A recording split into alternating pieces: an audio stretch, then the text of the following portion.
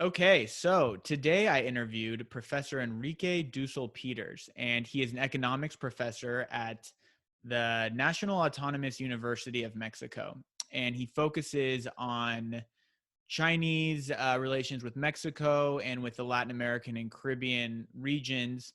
And that's kind of what we talked about today. We talked about growing Chinese investment in Mexico, trade between Mexico and China, and what that means for trade between the US and Mexico. We talked about the general regions of Latin America and the Caribbean and how Chinese influence is changing those regions. And yeah, we talked about Belt and Road Initiative. We went over all of it, and it's super interesting. Professor Dussel Peters is an extremely knowledgeable man. He's been studying this in Mexico City since I think 1993. He's been at the National Autonomous University, so he really knows what he's talking about. He's very interesting. He's extremely detailed and nuanced. I think I learned a ton just from talking to him, and I learned a ton talking to him and hearing his perspective from the Mexican perspective and not from the United States or the Chinese perspective, which we just hear all the time. And it's nice to get a more nuanced perspective from a very intelligent man. So this is super interesting. I definitely recommend checking it out, which you guys are already here. So hopefully you're going to keep going after this. And if you want to see more of Professor Dussel Peters' work, check out his website, dusselpeters.com, DUSSELPETERS.com. And if you want to check out more of my work, check out my Instagram, Stanton Sharp, Facebook, Stanton Sharp, my website, stantonsharpphotography.com, and check out my Patreon. I'm going to be way more active on my Patreon. By the way, my Patreon is Stanton Sharp as well. This summer, I'm going to be way more active on my Patreon as I'm going to be out in the field more, covering issues, kind of like I did for BLM or for the Hong Kong protest, being more in the field, giving live coverage, photos, writing, more interviews, and more interviews like this as well, more podcast style interviews. Just to give you guys an update for everyone following my work, the last 9 months during COVID, I started working on a feature documentary. So that kind of took precedence over more of my daily journalistic type work. But now I'm done with that. I'm moving on. And yeah, I want to be out in the field covering everything. I plan to do work all over the world now that things are kind of opening back up again. So check out my Patreon. Give it a follow and get ready for a lot more content coming through there. So I'm really excited about that. And yeah, I'm excited for you guys to check it out. But enough of that. So without further ado, here's my interview with Professor Enrique Dussel Peters. Professor Dussel Peters, you're a professor at the Graduate School of Economics at the National Autonomous University in Mexico. Your research is focused on topics such as economic development, political economy, industrial organization, and trade theory, the North American Free Trade Agreement, Central American Free Trade Agreement, the evolution of industrial, trade, and regional patterns in Latin America and Mexico, and much more. And you've done some really interesting research on the increasing Chinese trade relationships with Mexico and the Caribbean. And that's what we're going to jump into today. So thank you so much for being here and welcome. You're welcome. Thank you. And the first question I usually like to ask is a personal question. How did you begin working in the field that you're working in economics? And why do you believe it's so important, especially right now? Yes, it's a long story that I would like to shorten. Look, I'm not a sinologist, no? So I started from, I did my BA and master's degree in political science in Berlin, in Germany, and I did my PhD in economics at the University of Notre Dame in South Bend, Indiana, no? And since the early 1990s, I'm working as a professor at the Graduate School of Economics, and my point of entry and of interest of China is not of a sinologist. No? We do have a good relationship with sinologists, but note the irony, contrary to good sinologists who start 5,000 years before Christ, and in many cases they don't make it to 1,000 after Christ. My point of entry is to start in 2021 and go back. And if I don't make it to 1,000 after Christ, that's okay with me. No, again, not the irony, but we have a good relationship with good sinologists. So my point of entry and my point of interest on China is more on development, trade, industrial organization, studying specific global value chains, no? And from bananas to lemons, to harnesses, to semiconductors, electronics, auto parts, automobiles, and many other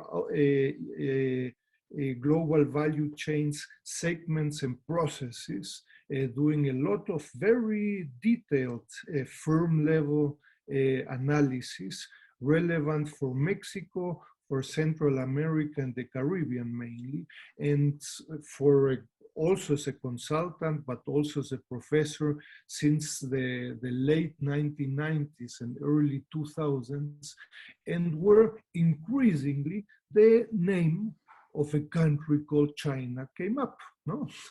So we were studying for ECLAC, the Economic Commission for Latin America and the Caribbean, intensively specific global value chains such as yarn, textile, and garments, for example, no?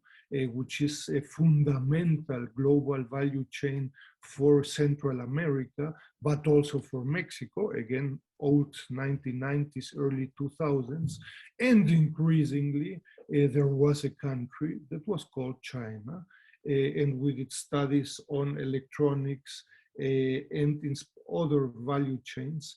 And so we started studying this country called China that in the late 1990s was very unfashionable, if you want to. Nobody knew too much about it. When you asked about China, the response was, oh yes, Mao Zedong and whatever, no? But there was very little detailed knowledge on the People's Republic of China. And myself and with a group of colleagues, we began trying to understand this country again from this perspective, no?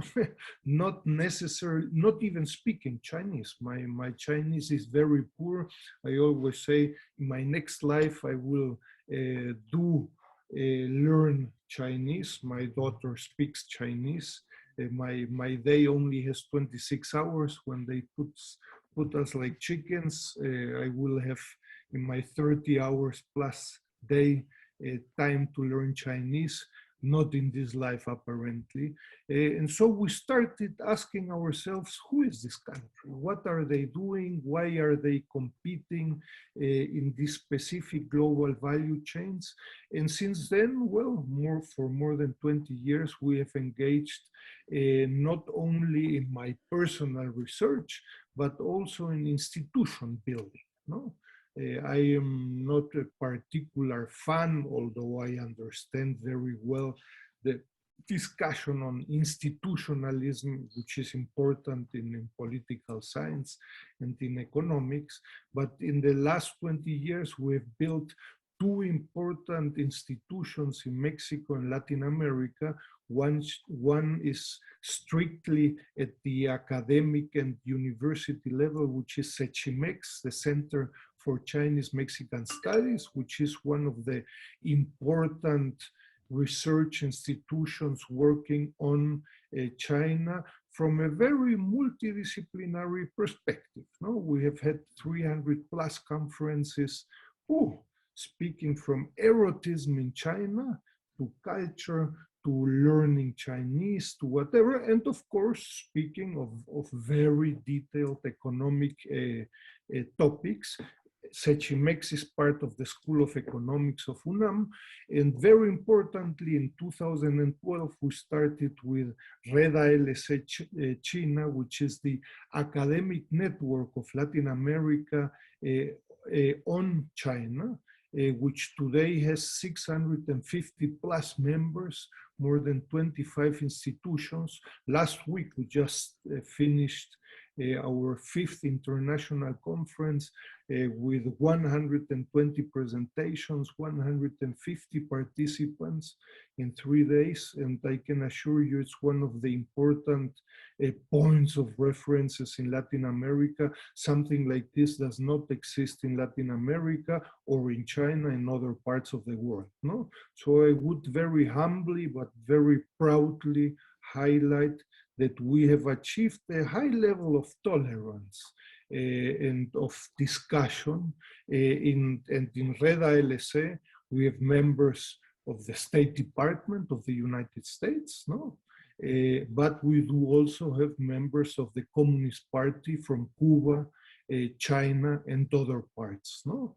You will not find too many institutions that have this degree of tolerance, heterogeneity, and interest in developing a further understanding of China from a Latin American perspective, and together with the public and with the private sector. No, we are very open. If you see the how you say, conferences, debates, discussions, in many cases, I strongly disagree with many of the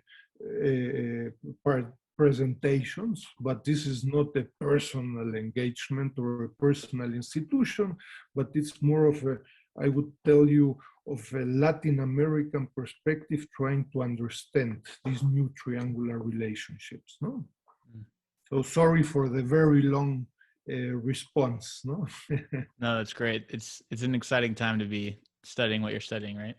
Yes, and I can assure you that 20 years ago, it was a joke. Why do you want to study China? I mean, if Belize is so much closer to Mexico, no? I mean, are you trying? My wife is a psychoanalyst, no? So there was the idea of trying to escape, and China was the furthest place of the world you could go, no? Again, it was not a coincidence, no? The name of China came up increasingly in statistics and also from a qualitative perspective. And 20 years ago, it was like, this guy doesn't have anything else to do than asking himself what is China and why China's development is relevant. 15, 20 years later, you can say, well, it was I don't know if good, but an interesting decision. Oh. Yeah, definitely. And that's actually really interesting. When did you start noticing, at what point did you start noticing that people in the academic circles and political circles were taking more of an interest in the work you were doing? What year did you start noticing a huge increase in public interest in your area of expertise? Look, I would tell you in general, there has always been a lot of interest since the beginning of the research with it. However, China was always an expensive investment, no? Not only in terms of financing and of US dollars or renminbis or Mexican pesos, no? Which means it is a lot easier to do, I don't know, empirical research on the yarn, textile, garment, global value chain in Mexico or in Central America than going to Beijing or smaller towns somewhere in China. No, it's more expensive, but it's also, you need a lot more of dedication. So what my impression has been since then, since the late 1990s and until 2021, is that a lot of people begin with this wow feeling, no? And they say, yes, we have to study China. China is very interesting. And they start for a week. And then they say, it's a lot of work. China is not the same than starting from A in Argentina to Z in Zambia. And in between, you have 200 countries, and C with the People's or China or People's Republic of China. China has a different history, a different political system, different economic instruments, different statistics. No, when you begin researching China, you have 300 millions of employment which are simply missing. And you say, 200 millions, 250 millions, that's more, that's half of Latin America's population. And then you have to start digging and trying to understand statistics and the political system. And I would tell you in 98% of the times, the reaction in academics, but also in the business and political or policy sector, the reaction is, okay, very interesting, I call you tomorrow, no? Yeah. And that's it. And they will never call you again. No? And when you tell them, look, this is relevant and we have to do a research project to understand detailed topics, if you want in 6 months or 1 year, and this has a cost, not because I want to get rich or whatever, but we have to understand it. Most in 90 whatever percent of the cases, the reaction is, I call you tomorrow, no? Yeah.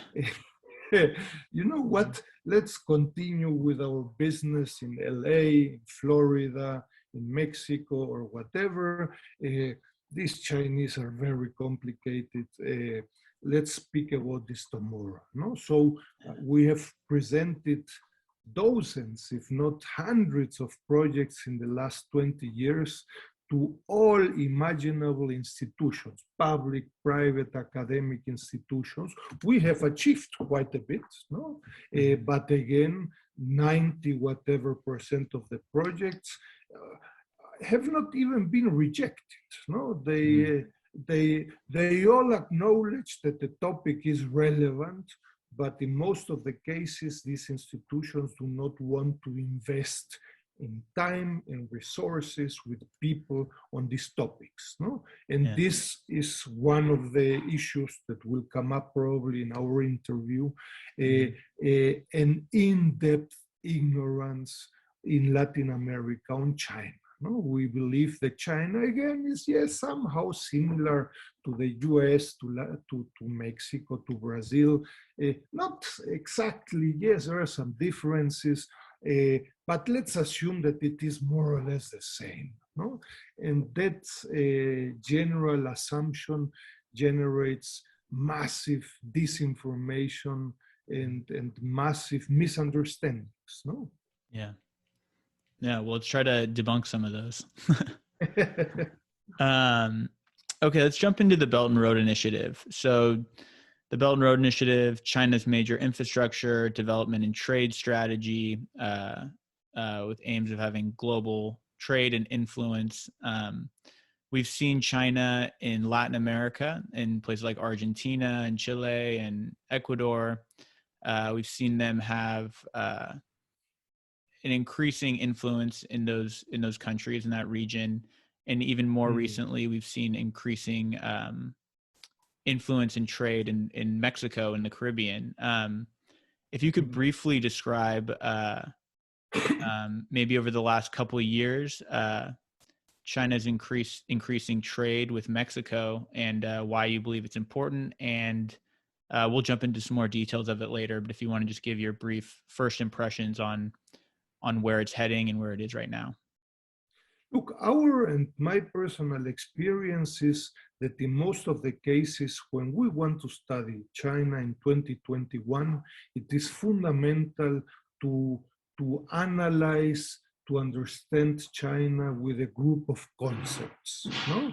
It is very easy to fall into a very, how could I call it, to fall into a very descriptive analysis of China. No? In June, imports fell by 5%, in July it increased by 3.5%, and then my hard disk has lots of graphs and charts and tables. I could put you to sleep no?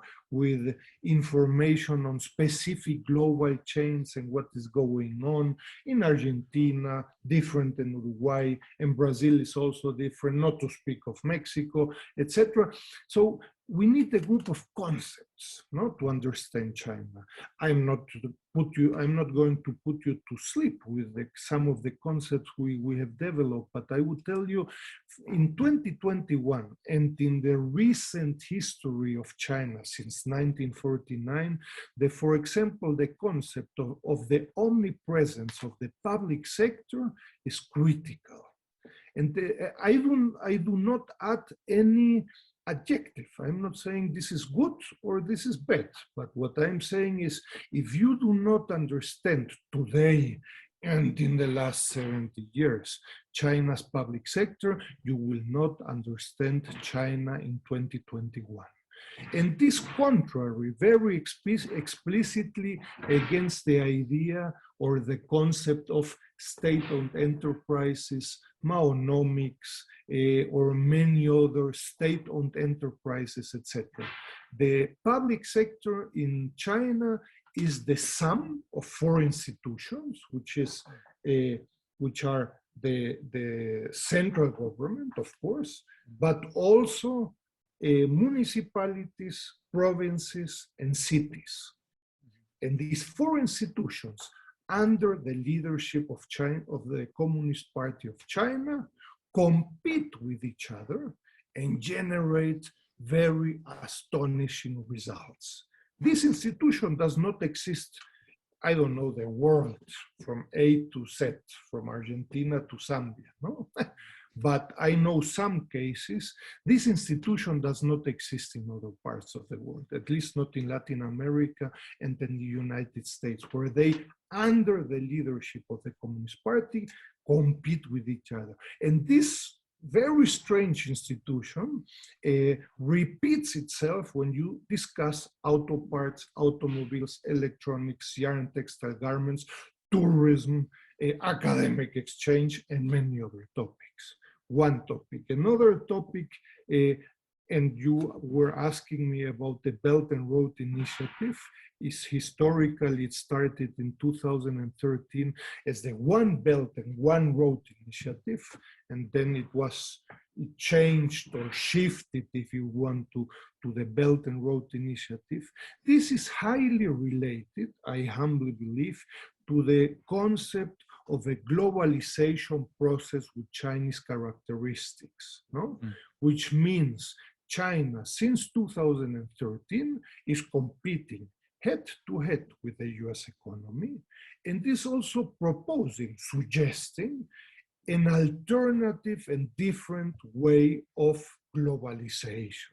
The critique from a Chinese perspective is we are not interested in a highly polarized trade or export-driven economy, and there are big discussion in development economics regarding how 1% or 5% or 10% of the respective populations in the United States, in Latin America and other parts of the world have benefited substantially from globalization, but the Chinese proposal, and based on its own development in the last 70 years, and particularly since the end of the 1970s, since the reform and opening up process, has been particularly based on infrastructure and connectivity.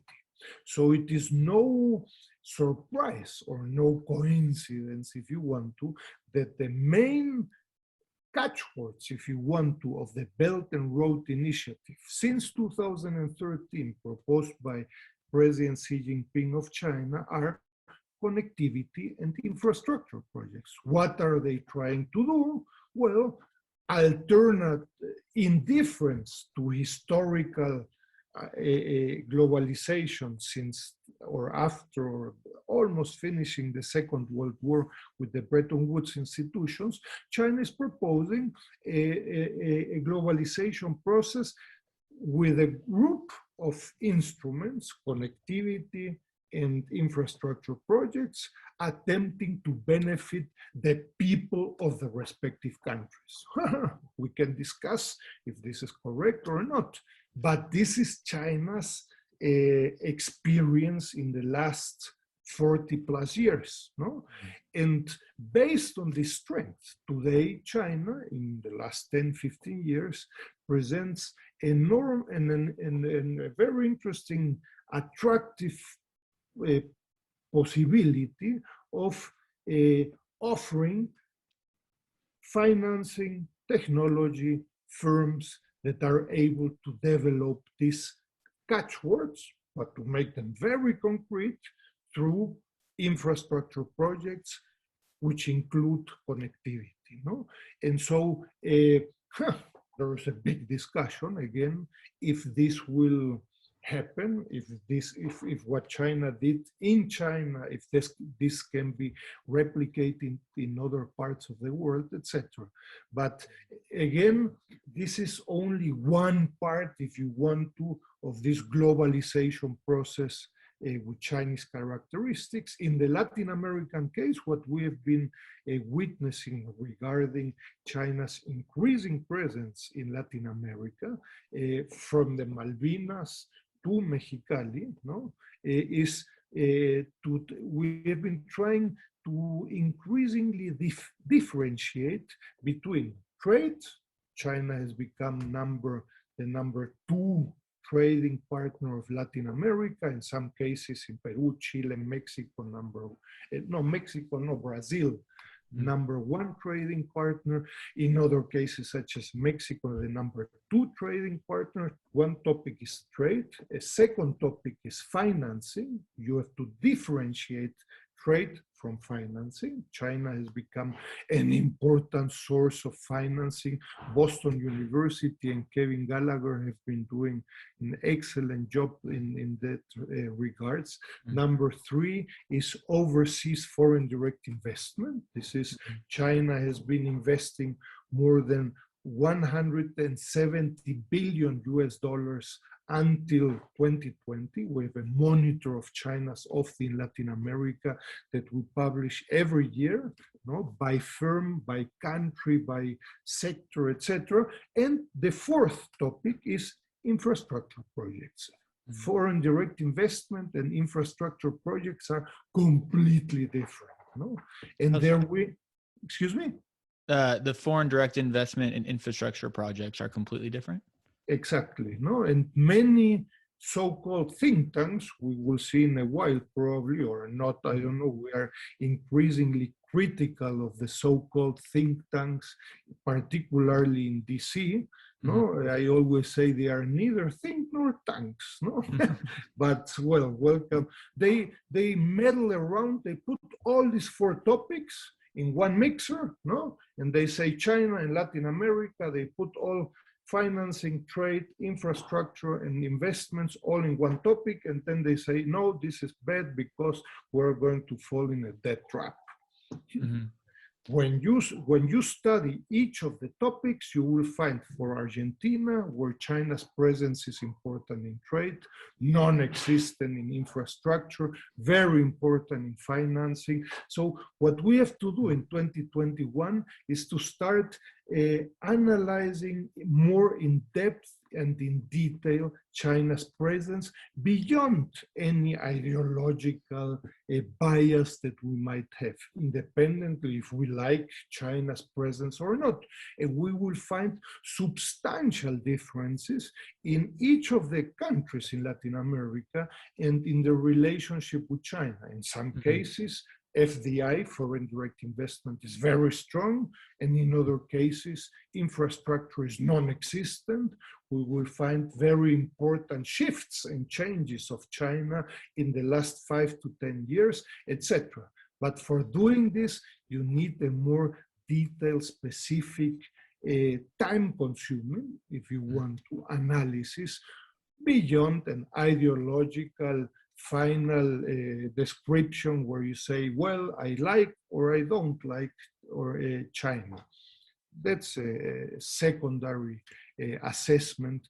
Behind this, you need to understand the details. No? And you were asking me differences between FDI and infrastructure projects.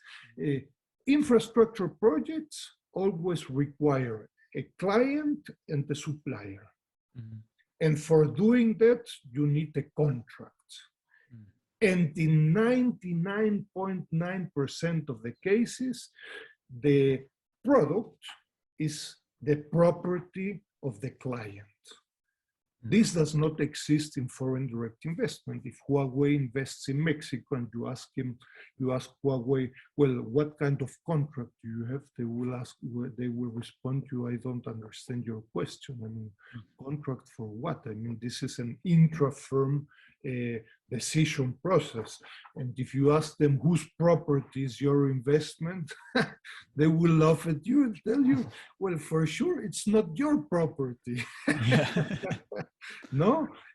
So we do very detailed, in the last 5 years, we do statistics regarding foreign direct investment and infrastructure projects, because you have institutions such as the State Department in the United States, but also MOFCOM, the Ministry of Commerce in China, no? And from the Heritage Foundation, there is this another attempt to doing statistics regarding infrastructure projects. It's called CGIT. It's the China Global Investment Tracker, where they put everything together, no? Yeah. So you end up with a green juice with infrastructure projects, aid, and foreign direct investment, and at the end you end up saying very little. It increased in 2020. What increased? Well, I don't know, all this, everything we added up, no? Yeah. So that is a very poor analysis, no? Okay. Well, let me... So Belt and Road Initiative, just to finish up with the idea. Yeah. So China's presence in Latin America and in Mexico has increased in the last 20 years, very substantially. 20 years ago, when we started with this adventure of studying China, China was not in the statistics of Latin America, no? It was in number 100 and whatever, so the pages were too small to include China. And today, and in the last 20 years, China has increased its presence in trade, in financing, in FDI and infrastructure projects with all the region and each of the countries. In some countries, it is the trading partner number one. In some cases, financing is close to zero, Mexico, no, it's irrelevant. In other countries, such as in Venezuela, financing is very relevant. FDI used from China and Mexico used to be practically irrelevant in Mexico. It has increased in the last 2 or 3 years substantially, and so on. So we have to do a more detailed and differentiated analysis.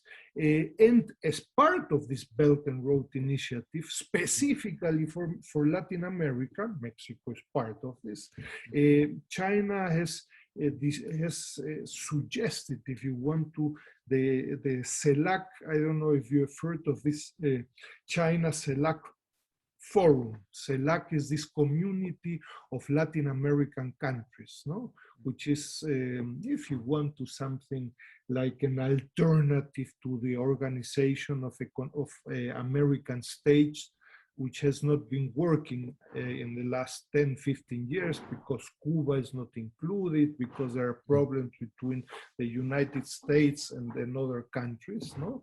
And so China has proposed a huge portfolio of opportunities for Latin America with hundreds of very specific items, from sports to national security, to tourism, to infrastructure, to special economic zones, to whatever, you name it, no?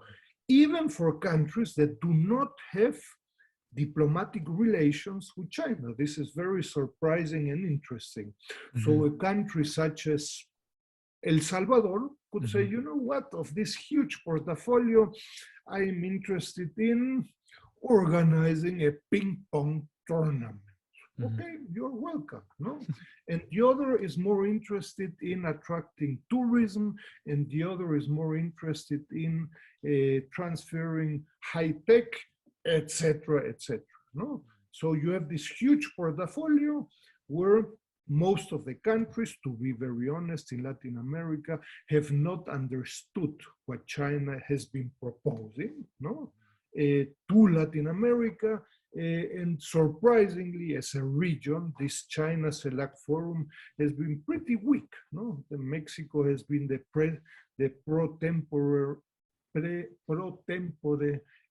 presidency of CELAC. It changes every year, but now because of the virus, Mexico had the presidency in 2020 and 2021, and it has mainly focused, not a big surprise, on the pandemia issues, no, from masks to vaccines to whatever, no. So the Belt and Road Initiative has a global component, no, the Asian Infrastructure and Investment Bank, Confucius Institute, lots of issues, not only trade, not only economy, no, but also culture, understanding, speaking Chinese, whatever, but also regional components in Africa, in Latin America, in Asia, etc. No, it's important to understand. Again, I'm not being paid, I can assure you, by the Chinese embassy or anything. We have strong differences in many cases with the Chinese embassies and in Mexico, but we have a good dialogue, no? But it is important to understand the different components and the complications and increasing depth and extension of the relationship. It's not only trade, no?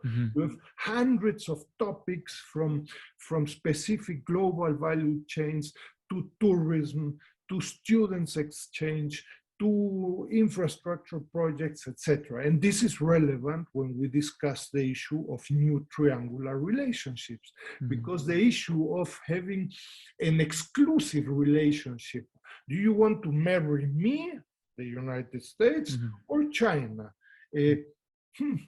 For all of Latin America, that is a complete theoretical question, because the United States is in Latin America, no? We are the so-called backyard of the US, no? Note the irony. But China is also Latin America. Even in Guatemala, Belize, and the countries with no diplomatic relations, no? Who do you want to marry? It makes little sense, no?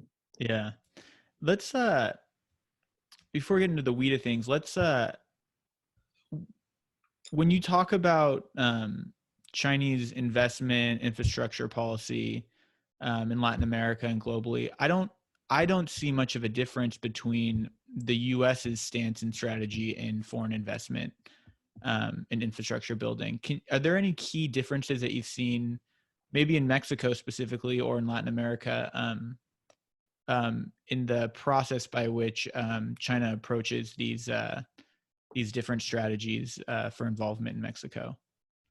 This is again why some fundamental concepts are critical. The United States, Japan, the European Union, and most of the countries of the world that we know have a more market-friendly, competitive approach, which means, you know what, Mexico wants to develop the Tren Maya, no, in the south of Mexico, and you know what, well, General Electric goes and competes for contracts, no, completely different than in China. No, what you have in China, when you look, for example, into the monitor of China's infrastructure projects in Latin America 2021 that we published a couple of weeks ago, no? So you have there 138 realized, not thought, but realized infrastructure projects, all of them, with very few recent exceptions, are public institutions, public firms. So while in the United States, the European Union and Japan, I don't want to say that politics is irrelevant, but you have a mainly market-oriented approach and a competition approach. In China, the first decision is a political approach, no? Or a political decision. Which firm will participate under which conditions in a government-to-government relationship. No? So I would very humbly tell you that it is completely different. And of course, this scares many other competitors because Chinese public firms have hundreds. There are very beautiful and interesting descriptions of the US Department of Commerce where they cry, no, unfair competition. No? Chinese public firms have hundreds of instruments that in most of the cases other firms in the West they do not have. No, they have access to financing, they have access to technology, they have access to universities, they have access to hundreds of instruments that the rest of the firms at least automatically do not have. No? And this makes a fundamental difference. Again, I'm not saying good or bad. Yeah. I'm simply saying if you do not understand that BAIC, Beijing Automotive Industrial Corporation, and here I'm speaking of foreign direct investment, not infrastructure project. BAIC is the biggest automobile producer in China, BAIC. But very few people scratch a little bit and try to understand what is BAIC. BAIC stands for Beijing Automotive Industrial Corporation, sole property of the municipality of Beijing. This makes a difference, very different than SAIC, Shanghai Automotive. This firm counts with all the political, but all the economic instruments supported by the Beijing municipality. And Beijing is bigger than many economies of the world. No? So this makes a difference. If you want to attract tourism from the city of Beijing with more than 15 million inhabitants and population, this makes a difference. No? Again, I would humbly say concepts matter. Otherwise, you would say, again, that China is in the middle from Argentina to Z Zambia. Not the case. So essentially what you're saying is it's a more centralized organization and it's more efficient, right? With more resources, it makes companies unable to compete with the public organizations, right? I would invite you to dig deeper into the topic. No. Okay. Roberta Napoleoni, who is a journalist from Italy, she developed this concept of Maonomics, no, which is very fashionable, if you want, or very sexy, no, which doesn't say too much. Like when I went my first times to China, and then the response to many of my questions was, well, this is everything was with Chinese characteristics. No? And then after 2, 3, 5, 10, 25 trips, you say, well, what the hell, what are these Chinese characteristics? No? In my humble opinion, the omnipresence of the public sector is fundamental. It's not sufficient in understanding, like you mentioned, and I understand it, a more centralized economy. It's the competition between the central government. Yes, the central government plays an important role, but it competes with municipalities, cities, and provinces. And Why is this competition under the leadership of the Communist Party? Because you have this competition within the Communist Party, very surprisingly. So the results are very different than in the old Soviet Union, because then it would be very easy then to say, well, so it's a highly centralized economy, like in the Soviet Union. So we end up with a Cold War and with a discussion of many people that understand very little of the competition between the United States and China in 2021. And since we don't understand it, well, let's put it as a new Cold War, or not even new. It's simply the Cold War. No, so China is the Soviet Union, and China is the US is of course the US. That is very poor. No, and Chinese would probably say, "I love you guys. If that's your understanding of China, you are very welcome. You will see that we're very different than the Soviet Union. No? The challenge is much more extensive and profound. No? Sorry for my insistence on this, on the issue of the public sector, not on state-owned enterprise, not on a, yes, it has some centralized forces if you want to, but it has enormous decentralized forces. No, Right. If you have been to China and you see the competition between Shanghai, China, but also Chengdu, that does make sense from a strictly centralized perspective. No. Again, I would simply invite you to the concept. I'm sorry for speaking so long. Oh, thank you. That's so interesting. I mean, I feel like we could talk about that for hours. You know, there's so much to go into. No, I've published on this with detail. No? Yeah. And that's something that's our audience will, we can jump into that after they listen to this. But yeah, so going off that a little bit, what is the incentive? So the United States is Mexico's #1 trade partner, right? The United States is very adamant about mitigating Chinese involvement in Mexico. What is Mexico's incentive to increase trade with China? What is the void that the U.S. is not filling in the necessities of Mexican trade?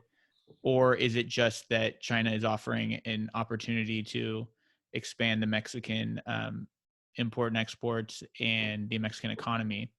I guess what's the incentives behind increased Mexican trade with China? Again, I would highlight that in the US, in Mexico, and even probably in China, we've been pretty ignorant by the recent economic events between China and Mexico. No, China is the #2 trading partner of Mexico since 2003. No, in 2 years, we might have some parties or not, or some people will cry, I don't know, for the 20 years of China being Mexico's #2 trading partner. 20 years. Yeah. And some people are still discussing, well, and shall we allow Chinese imports from in Mexico or not? China is in depth in Mexico's trade and in Mexico's economy. I mean, if you speak with the business organizations, what would happen if we wouldn't have Chinese imports? They would tell you, well, we would disappear, no?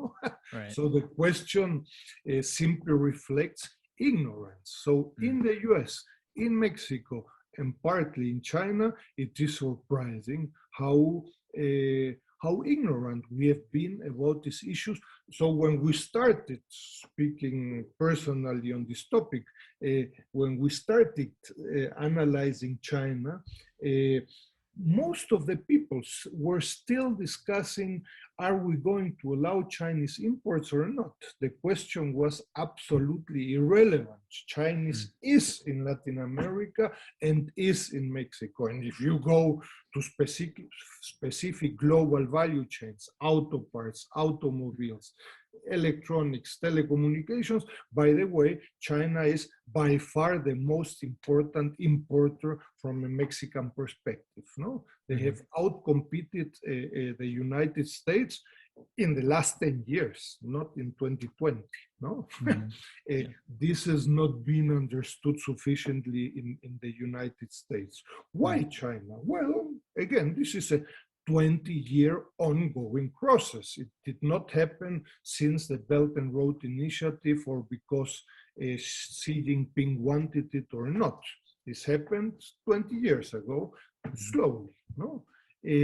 Why? Well, because China, surprisingly for some, unsurprisingly for many that have been doing lots of field work, well, China presents very competitive and dynamic, technologically sophisticated products. And we have witnessed this for auto parts, but also for electronics and many other cases, where prices were in many cases 10 times below the prices of the United States, 10 times.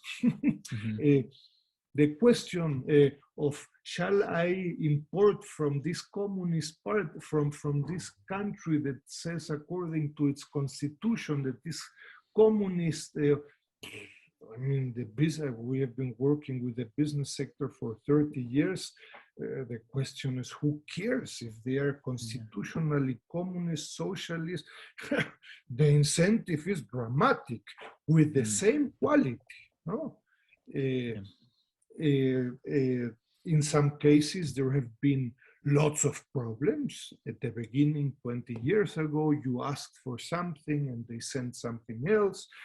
But after 20 years, global commodity chains are working, I would tell you in general, very well in dozens of specific segments of global commodity chains. Also, China has been, I would tell you, very attractive from a Mexican perspective in terms of financing, in terms of technology, in terms of integrating to the needs of the Mexican firms for the domestic market, but also for exporting. No? China has many decades of knowing US technologies, of copying technologies in China, no?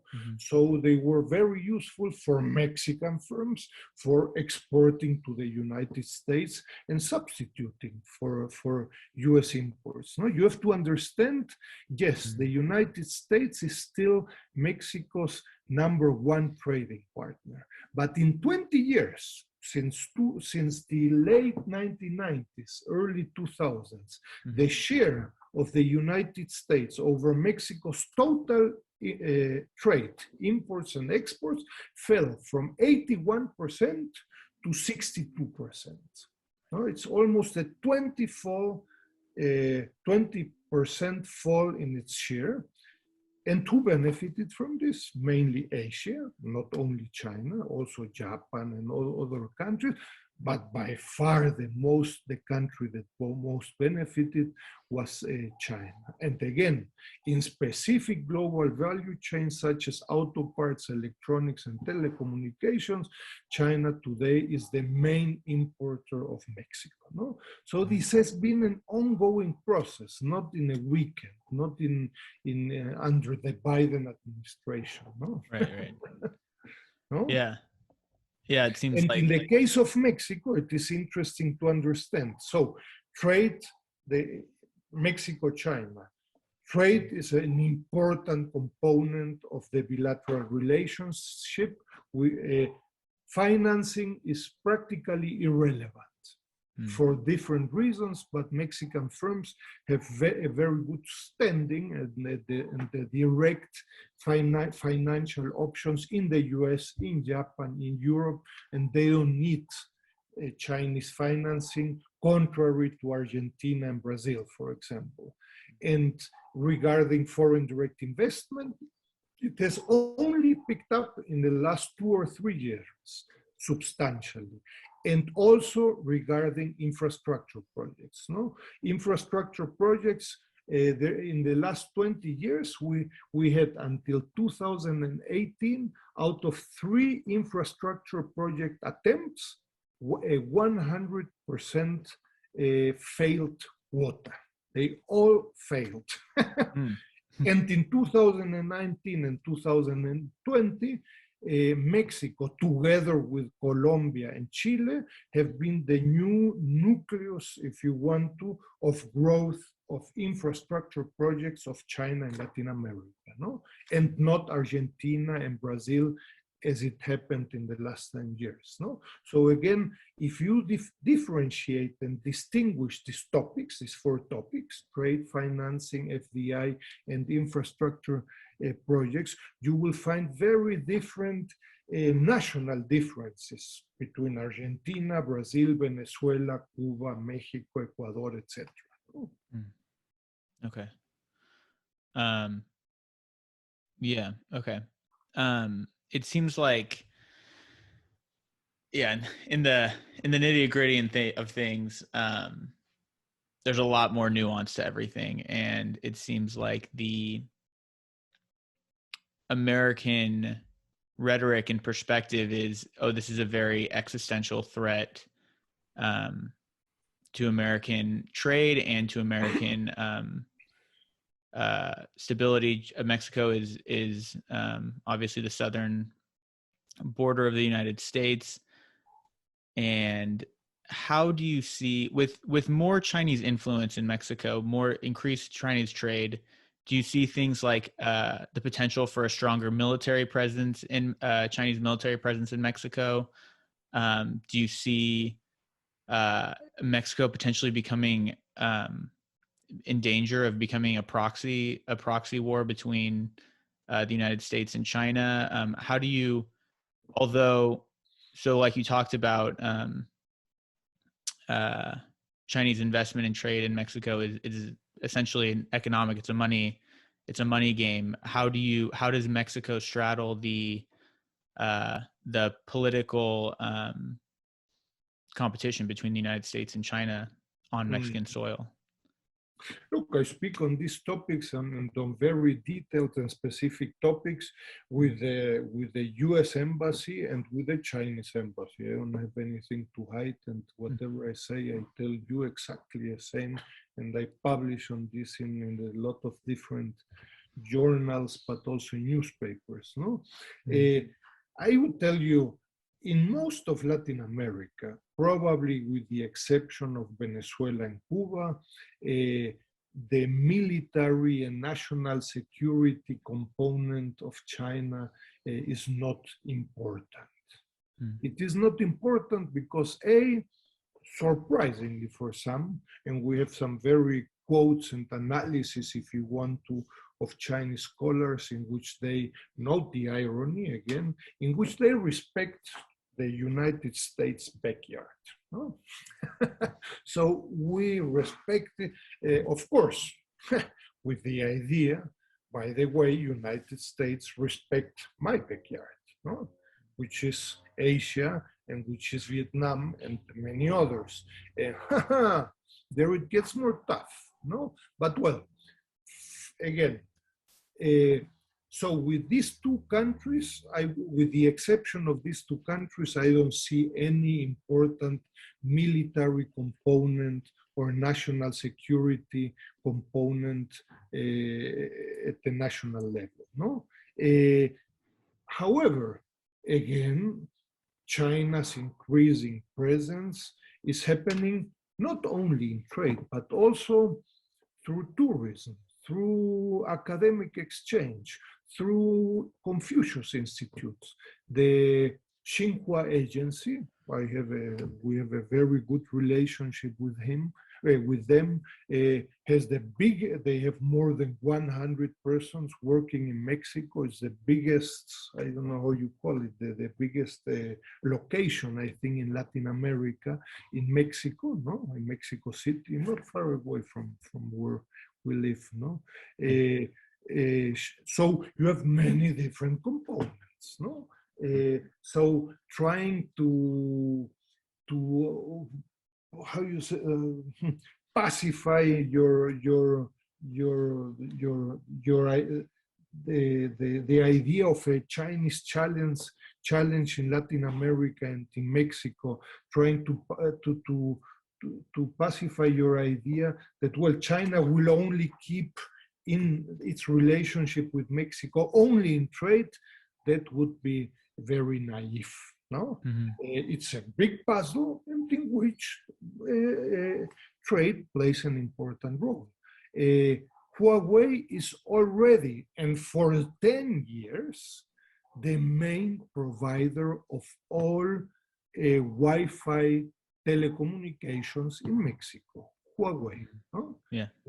So the question of we do not like 5G and Huawei in Latin America and Mexico comes a little bit late.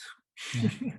No, the issue of saying we don't like China's presence in Chile or in Brazil or in Mexico or in El Salvador comes, in the case of Mexican trade, almost 20 years late. No? Right.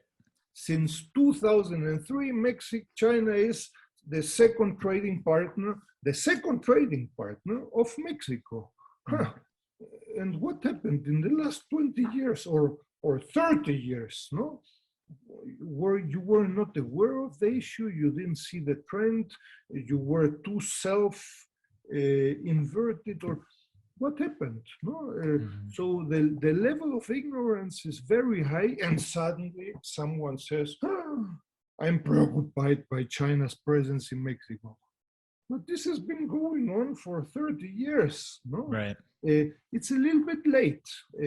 So the issue from a Latin American perspective of this new triangular relationship refers to the issue that China and the United States will have tensions in the future. No? They are two heavyweights, no?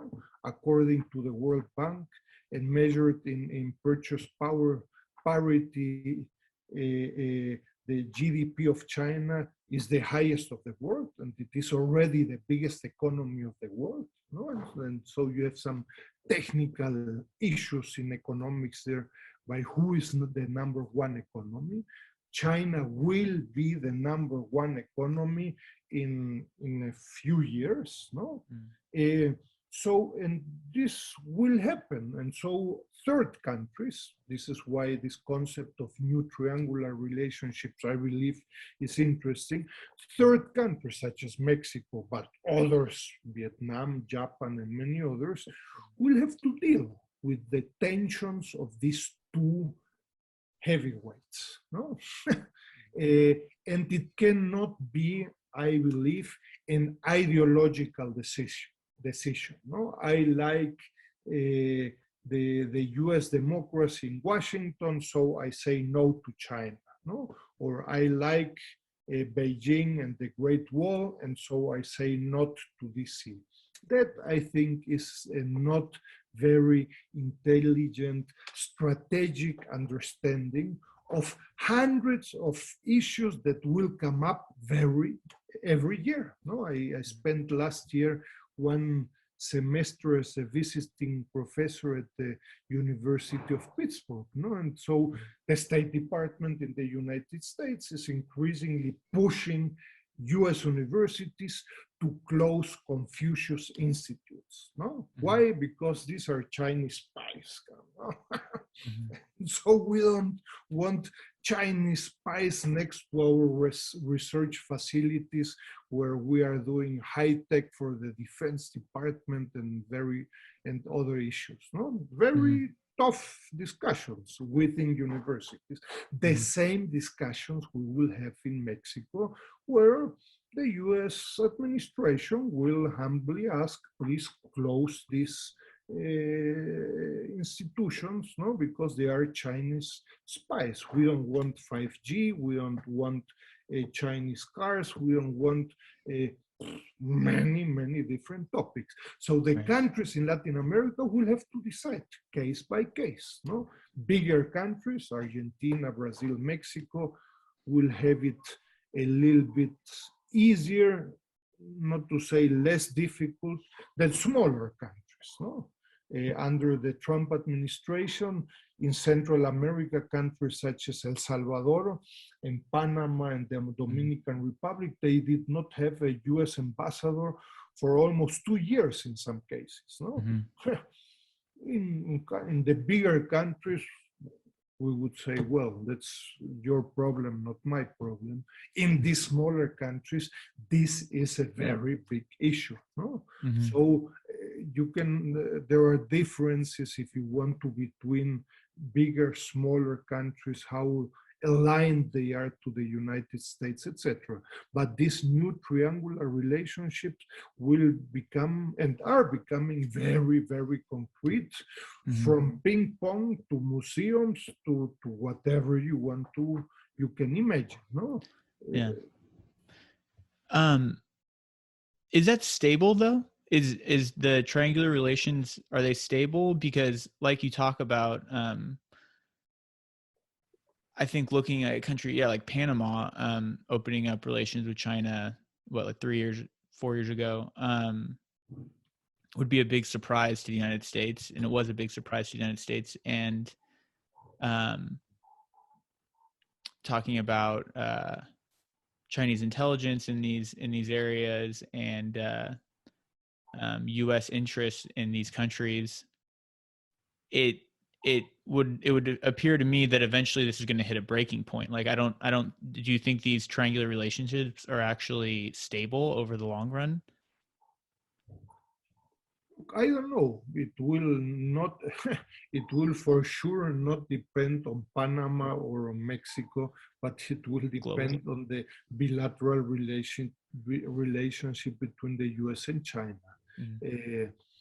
I'm not sure. Again, I believe in general that the reflection and that the reaction of the United States comes 20, if not to say 30 years too late. No, suddenly they see the Chinese challenge. No, I could tell you since 2003 we have been discussing, and we have books on the issue, the NAFTA renegotiation or USMCA in China. China is the fourth member, and not the smallest, the fourth member of NAFTA. Without signing without signing any papers, no, but it's the number one or number two trading partner of the United States, the number two of Canada, and number two of Mexico. It is deeply involved within China, no? So I would say NAFTA would be a good regional place to discuss what to do with China. But not only to say, no, we don't want to see China and goodbye. That's not sufficient. No? China is in the three countries. No? So is it stable? I hope so. No, what I see is an increasing aggressivity, particularly in the United States against China. And I always say, if you want to, and again, note the irony, but China is the new rich guy in town. No? China can buy a new bicycle and then paint a house, and they make big parties and invite Argentina, Brazil, Mexico, and they have a new Belt and Road Initiative, and they have a pretty well established infrastructure in China, and a good level of competitiveness, a high level of coherence within the public sector, with many problems. No? And the United States is the old rich guy in town. No? Still rich, no? But the old guy, no? And coming a little bit late and noticing and being a little bit envious. Why is China doing this? And why are they painting again their house? And I don't have money for doing this, and the Biden administration wants now to begin with a huge infrastructure project in the United States. Who's going to pay for it, etc., etc.? Not easy. No, I think it's an intelligent response, but again, it comes 20 years too late. No, and still with the idea of the old rich guy in town, that he was the only rich guy in town. This is passé. No, the United States in the 1950s or 60s, where the United States was the only big economy of the world, that is passé, that is gone. Yeah. And I think many conservative, but also democratic forces in the United States still have the idea that they can go back in time.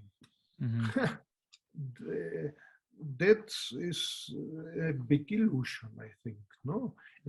Particularly from a Latin American perspective, no? Again, saying no to China today in Mexico is completely irrelevant, because China is in many places. If you go to walk to the street, and here I have my cellular, which is an iPhone in Mexico, with Grupo Carso or Carlos Slim, all the antennas and all the infrastructure of Telmex and Grupo Carso is provided by Huawei. We have done empirical research, and we are good friends, if you want to. I know Huawei when they started here 20 years ago with 5 engineers. They came from China and only spoke Chinese. A big disaster. Today, when you see their headquarters in Santa Fe, they have a building, 25 stores, 2,500 people working, mainly Chinese, but only Mexican. It has changed a lot, no? So to say, you know what, say no to China, that would have massive implications, no? So it's impossible at this point, right? I think the question comes too late. 20 years ago, you might have said, you know what, don't import this harness from China. In 2021, the question is ideologically appealing, no, but irrelevant. No? But for many people in Washington, D.C., again, they are not well informed by the so-called think tanks. Again, neither think nor tanks. They are not well informed. No? And when you see some of these hearings from the Western Committee of I don't know what, it's amazing the bad level of information that the legislative in the United States and that the respective houses have. No, they still think that they can cancel China's presence in Latin America. No, and that's mostly through ideological, like proselytizing. I don't know, even if they put a bomb, I don't know where, it would make very little sense. But that allows very strange and very dangerous head games. No? Right. Well, maybe yes, maybe we could somehow eliminate China's presence. That reflects a little understanding what is going all over Latin America, even without diplomatic relations. With ECLAC, we have done interesting work on Guatemala, for example. Guatemala does not have diplomatic relations with China, no? And it is very impressive to see in trade, not in other fields, how China's presence has displaced, for example, Mexico. Mexico used to be Guatemala's #3 trading partner, and it has been displaced by China. No? In other fields, infrastructure projects, FDI, very little. No? So eliminating China's presence in trade in Guatemala doesn't make too much sense. But again, as a result of bad information, bad reflections, bad think tanks, people, senators, and others play with the idea in DC that with a group of laws, they can change all this. Yeah. Very dangerous. Well, let's look at Huawei. So a lot of American think tanks, a lot of American ideology would look at a company like Huawei and say, well, in partnering in Mexico, focusing, I mean, like you said, it might be too late with infrastructure, but in Mexico, focusing on more American partnerships for infrastructure, you're preserving freedom of speech, freedom of privacy. Companies like Huawei are going to observe everything you do. Is that something that the Mexican government's even concerned about? Is it a real concern, or is it rhetorical? Is it like just rhetoric from the United States? And in the future, with more Chinese infrastructure, is that something that you guys are worried about in Mexico, or is it kind of a moot issue right now? Look, I'm no expert in telecommunications, but I know it. I know some of the discussions. No, I would again the concept of the omnipresence of the public sector in China is substantial, Right. because Huawei is probably the most private that you will find in China. No, Yeah. With deep links with the military, with deep links with the Shenzhen government, with deep links with the central government. Again, if you don't understand the concept and you want to accuse China as being communist, well, Chinese will say, well, I don't understand what you want. No, you have to understand a little bit more of the political economy and industrial organization. So Huawei is probably the most private that you will find in China in 2021. No? You might dislike it. Number two, I mean, many firms from Microsoft to Apple to whatever have shown that they share information with the US government. No, so and see the case of Snowden and whatever. So this is not something that only Chinese firms and the Chinese public sector does. No, no, it's not only China, but it's also the United States. And if they want to persecute someone, etc., they have access to all the info, to yours, to mine, to what we're speaking here, etc. No? Third, I would say, surprisingly, in the case of Mexico, this is not a public issue, or there is not a public discussion on this topic. Contrary to, for example, Brazil, no, where the Bolsonaro government, for some ideological reasons, at the beginning they wanted to distance themselves from China and get closer to the US, but Trump didn't care too much either and kicked his butt also and said, my friends, whatever. And so they are still discussing 5G or not. This is not happening in Mexico. In the case of Mexico, this happened. This will be decided strictly by the supplier firms, no? Which means Grupo Carso, Carlos Slim, and many others, which offer 4G, 5G, etc. At one point, they will say, you know what, this makes economic and technological sense, and so we will use 5G. Who provides 5G? In the last 10 years, and today, and as it looks like in the next 10 years, the only firm able to provide 5G in Mexico is Huawei. Someone in the Senate or in the House of Representatives of the US will probably come out with a great idea of saying, let's cancel China's presence in telecommunications in Mexico. But again, This has been going on for 10 years, no? Mm-hmm. And today, it would be a politically, I haven't followed it, but it would be politically very interesting. I would even suspect that US firms in Mexico that provide cellular phones, etc., also use Huawei technology in Mexico, no? Mexico has become too much of a small market for Huawei, and this is why they are expanding from Mexico to many other parts of Latin America, Central America, Brazil, Argentina, etc., from their headquarters in Mexico. No.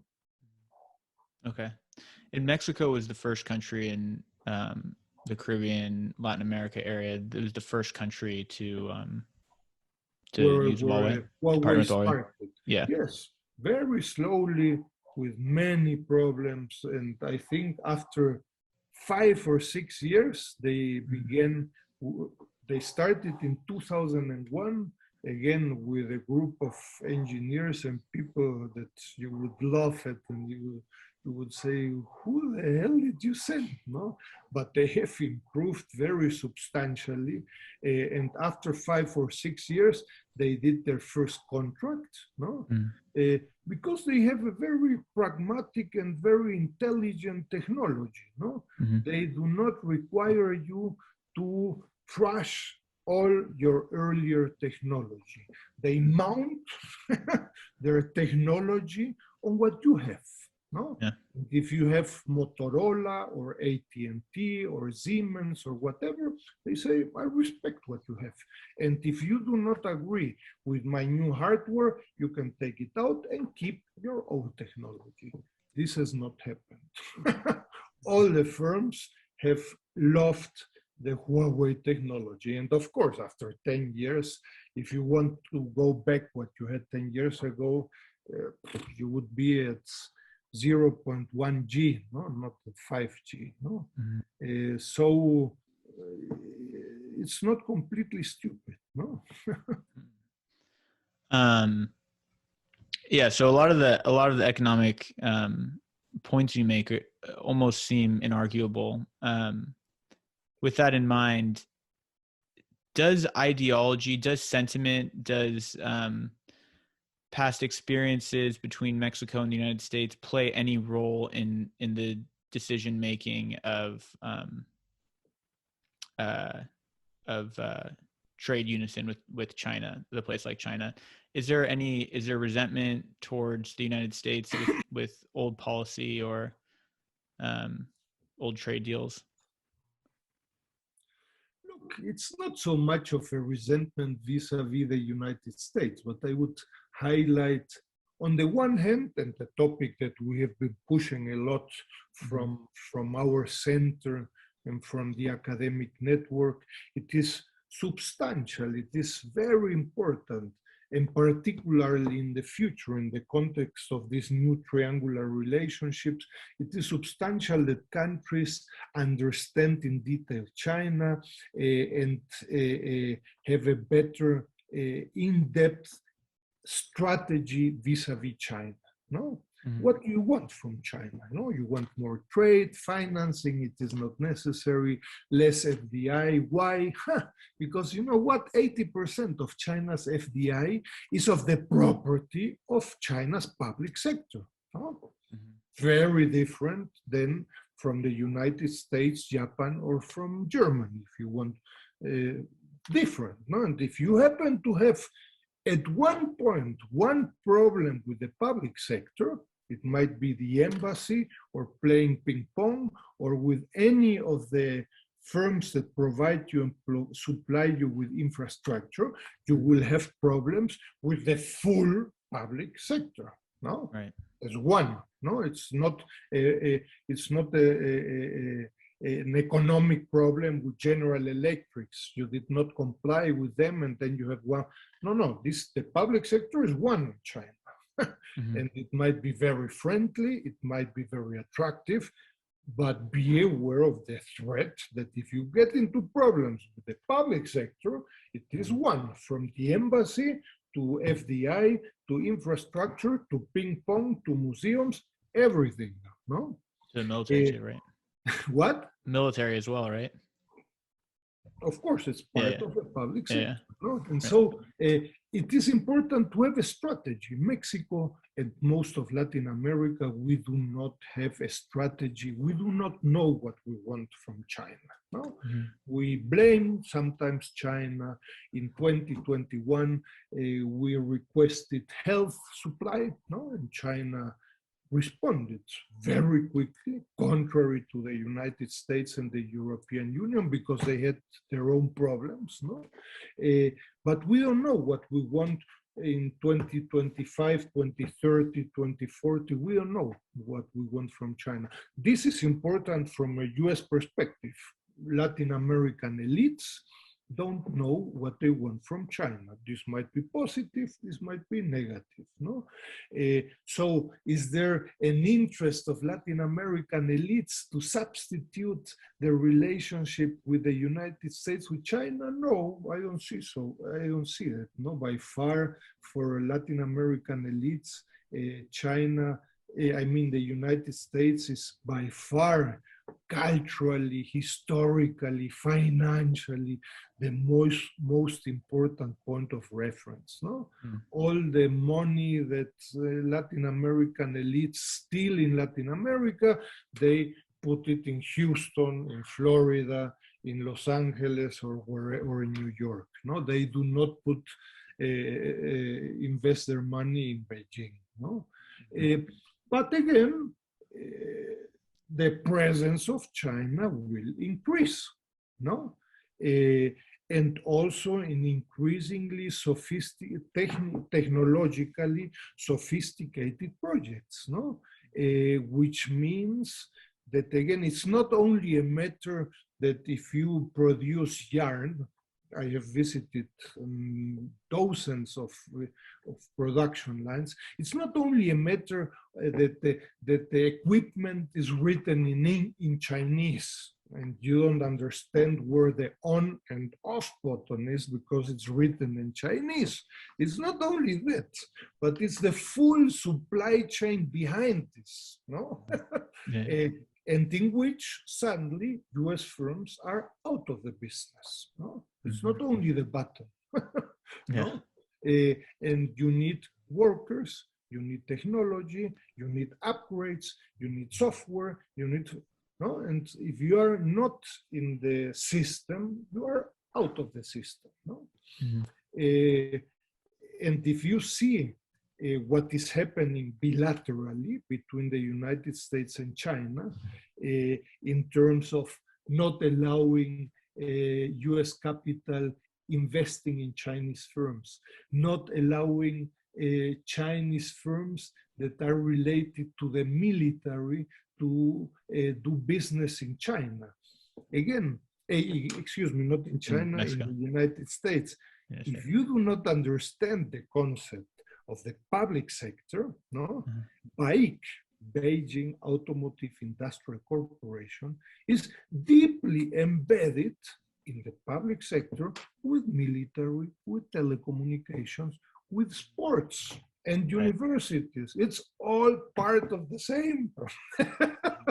If you don't understand it, and if you try to see if Huawei is related to the military in SAIC, no, this is a never-ending job. No? Yeah. The Communist Party is the head of the Beijing government, the municipality, and they have more than 30,000 publicly owned, some of them multinational corporations. And if you are going to start seeing who is involved in military and who is not, that is a never-ending job. No? Yeah.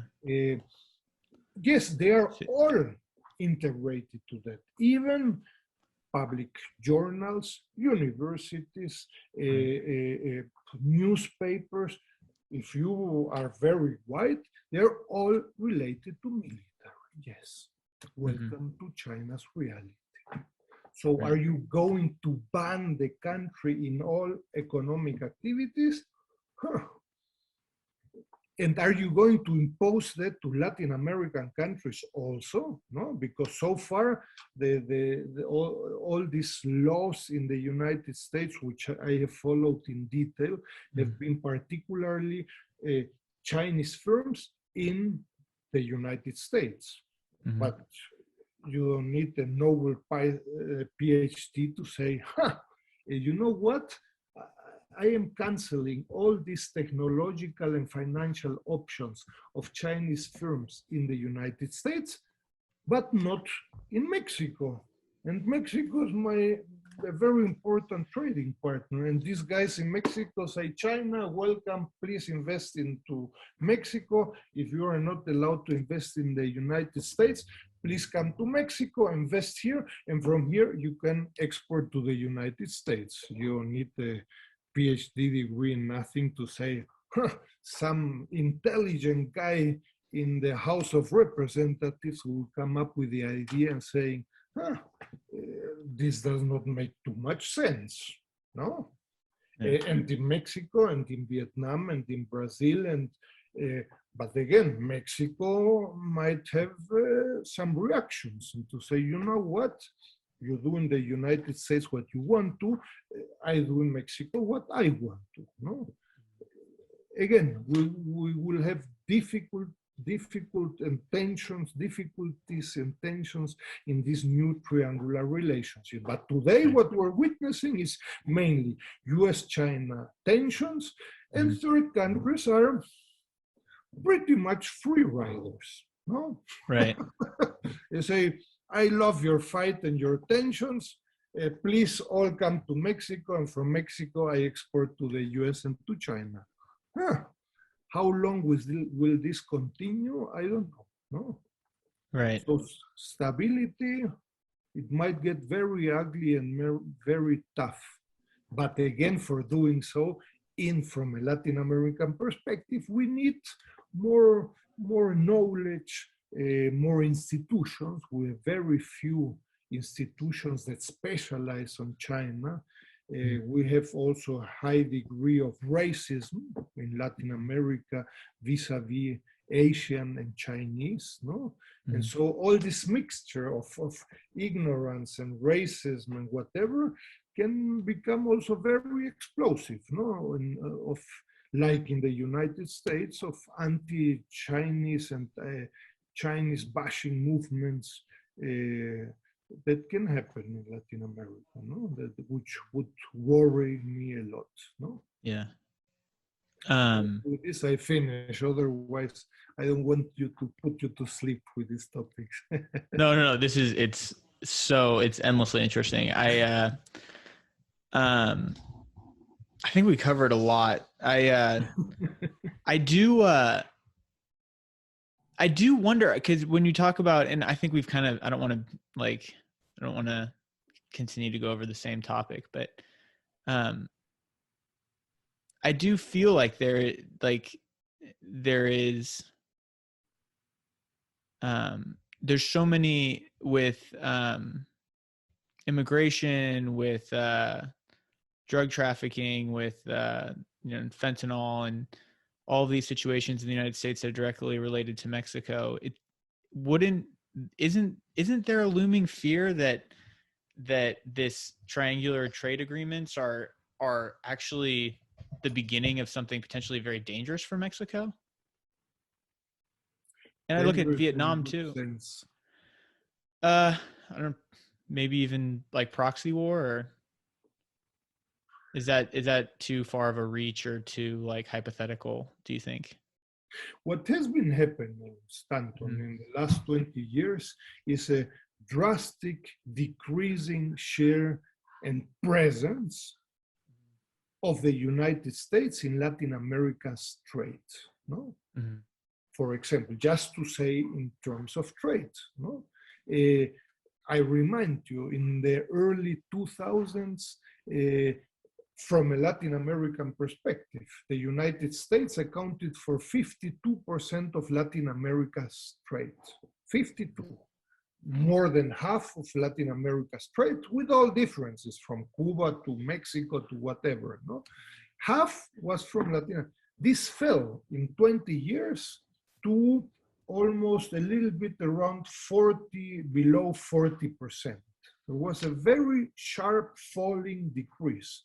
And this has been noticed recently by the United States.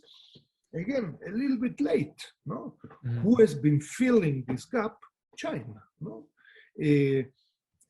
Also in Mexico. Imagine, since we have, from a Mexican perspective, since we have statistics in Mexico, the United States, for obvious reasons, has always been the number one trading partner. In the last 10 years, for the first time, less than 50% of Mexican imports came from the United States.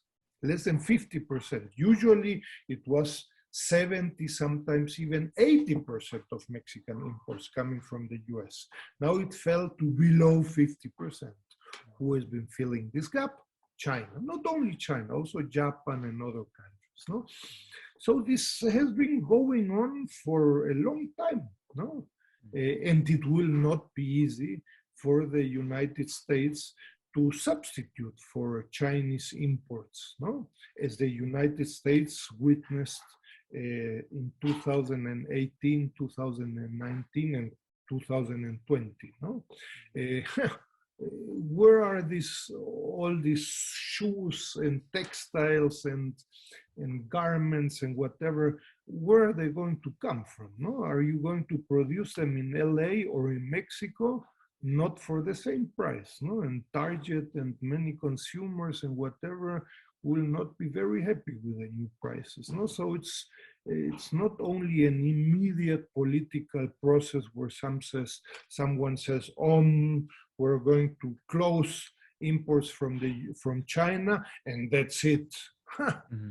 Even with tariffs of 25 and 30%, the United States continues massively importing from China.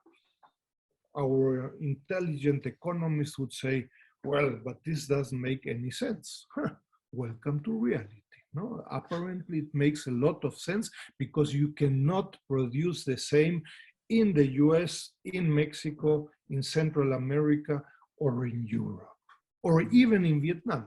Vietnam is increasing its presence, but again, it's minor if you compare it with China. No, I'm not saying that in 20 years, maybe China's presence in US trade will decrease, but this will take a long time.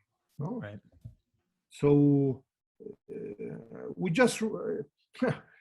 I just wrote we just finished one of these accepted projects, one of the 100 that was accepted, and while the rest was rejected, is exactly on this topic. No, mm-hmm. It is very fashionable to say, you know what, Mexico will fill the gap in terms of the tensions between the United States and China. But this has not happened in real terms. No, it is very fashionable to say it, but you know what? In terms of firm level decisions, these investments take a long time, and these decisions are very difficult. No, and in most of the cases, given the quantity and quality required that US firms were producing in China, it is very difficult to find the same conditions, not only in Mexico, but also in Brazil or even in Vietnam, etc. No? So surprisingly, while we would be expecting massive investments from the United States and from China, not the case. No, empirically, this is not the case. So it's very interesting and beautiful against this macroeconomic and geostrategic analysis to be a little bit the fool on the hill and say, excuse me, and who has seen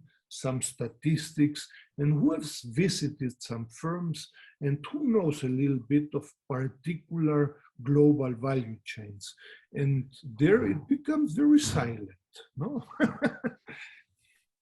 It's really funny. It's like so much rhetoric behind this whole situation, and so little understanding. And that's so Well, interesting when you talk about like even Latin American elites aren't sure exactly how to handle this situation. You know, it's economic at the end of the day, right? no, they are very, I mean, they're, I would say they're very ignorant. No, they are not well prepared to enter this new triangular relationship. Mm-hmm. No? Um, and we have done work on the institutions that work. We are not for or against China, but we're simply saying, you know what? China is a reality, no? And you Mm-hmm. cannot close your eyes and say, I don't see them. That's not an option, no? Yeah. And so, how well prepared are we institutionally? And we have done institutional work as a result of this academic network from Argentina to Mexico. And Mm-hmm. it's very surprising how weak public, particularly private and academic institutions are vis-a-vis China. Who is working on China? No? Mm-hmm. I mean, not 15 minutes a semester, but 26 hours a day. Mm-hmm. It becomes very quiet, no? Mm-hmm. Very few, no? Even business, in business organizations where you would expect a boom, no, on research and on China, not the case, no. Or again, things are not black and white, but let's put it that way: there is a huge gap in the socioeconomic activity and China's presence in Latin America vis-a-vis institutions, existing institutions. No? This does not match. Right. And so you end up with some very grotesque debates on completely irrelevant topics. Right. Yeah. And where you say, what are these guys talking of? No, they want to attract tourism and they do not understand who allows for leaving tourism from China. If you do not understand the public sector in China, you will never achieve cooperation at the university level. No? Again, you might say, no, I don't want to have this kind of cooperation. That's fine, okay. Right. But if you want it and you don't understand it, and you say, wow, all these Chinese institutions, they're so coherent, because in Latin America, we are not very coherent many times. No? So you have the president going one week, and 2 months later, the minister of economics, and they speak of completely different things. No? That usually does not happen in China. And so here we say, wow, these guys are so coherent. No? Well, it's coherent if you understand this public sector. Otherwise, you will not achieve your goals. No, you don't have to meet yourself and say, please, public. No, but you have to understand how it works. It works different than in the United States. Nothing else. No? Yeah. Well, actually, my final question for you was if you want to make a case for the need for more research on this subject in Mexico, but I think you just made a pretty good case, and it sounds sounds a little lonely right now with your knowledge where you're at right now. No. Again, with the age and time, I always end up saying, you know what, things could be better, but I can assure you they could be worse. No. Right. Yeah. It can always be worse. If I remember how we started 20 years ago, my wife said, okay, I understand. She was not a Keynesian, but she understood the idea of a long term, no? But I invested in buying databases and books and whatever for the long term. Yeah. And so at one time she said, then when does this long term stop? But no, since then the situation has improved. Again, things are not 0 or 100. Right. And I think at universities, at some public and private institutions, the situation has improved. But again, It is not at the level let's put it this way, there is a huge gap between the socioeconomic activity and the institutional level and level of preparation, no? And that will generate misunderstandings, no? Right. At all levels.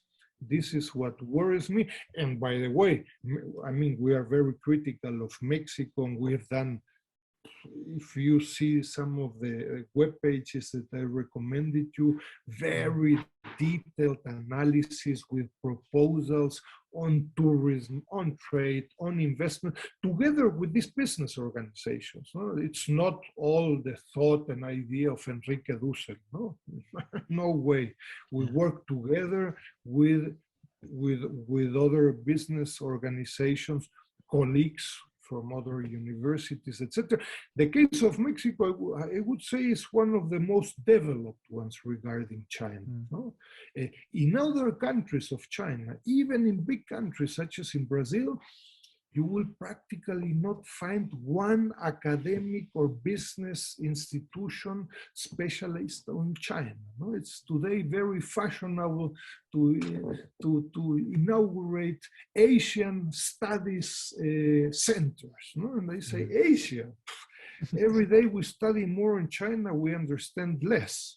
And these guys inaugurate an Asian studies. No? Asia has more than 30 countries, no? From Israel to Russia to China to 30 by 5 topics. No, you end up with impossible. No, and so you have big countries in Latin America and also smaller ones with practically no institutions specialized on China. That worries me a lot. No, because then you really fall into the game of a complete ideological decision. No, who do you favor? Washington or Beijing? No, just flip a coin and say, well, you know what? I don't know. No, that would be a disaster. We will have to deal with these two heavyweights in the next decades. Wow. And to marry with one of them does not make sense.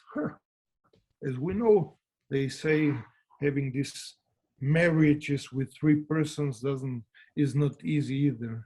I have not witnessed it, but they tell me that it's not easy. So I hear. but some say it works out, so maybe there is hope. Yeah. Well, this is great. That's so interesting. And where can people find your work? Where can they go to find your most recent work on China? On China or any of your work? You want to share like your website or?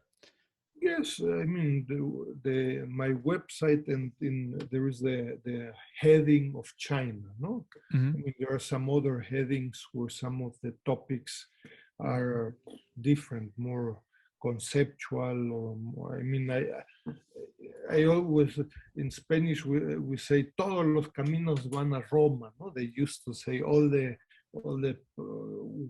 how you say all the roads go to Rome. Not today. I say not all roads go to Beijing, but increasingly. No? But so there are still topics that you can talk, discuss, and analyze beyond China. Every time less, but still. But so in my webpage, you will find different issues, more methodological, conceptual issues.